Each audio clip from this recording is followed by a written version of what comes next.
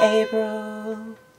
Hey guys, so I finished reading A Visit from the Goon Squad today, and between that and having watched Run Lola Run the other day, I've been thinking a lot about time and people and growing up and what that means, and the fact that, I mean, I'm only 19 right now, but isn't that, 19 going to 20 seems like a very pivotal moment when you don't have that suffix of teen anymore. You're just 20 and you're not a teenager anymore. And I feel like being a teenager is an excuse to do things and act in certain ways. And it doesn't necessarily have to be that way. You can continue acting those ways, unless you don't want to, because it's something that you wouldn't want to do. But yeah, I don't really know where I'm going with this. It's kind of like a melancholy thought whenever I think about time and how quickly it passes and how I'm spending it and who I'm spending it with and like what I'm doing with my time and with my life and what I want to be doing with it.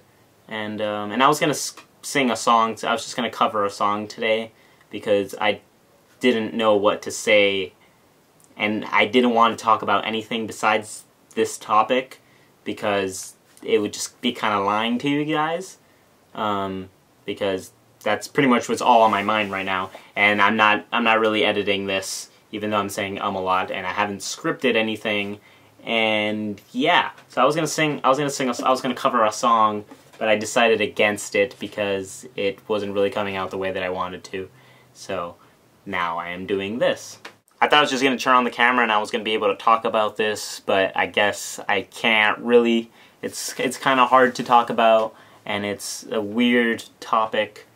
But do you ever just have those days where you're just lying there, you read a good book and you close it and then you just sit there and lie and think about it, and then like it just connected to something in your life, and then you start thinking about your life. I mean, that happens to me with like all of the John Green books I've read. It didn't happen to me too much with An Abundance of Catherines, but definitely Looking for Alaska was a book that I still think about constantly.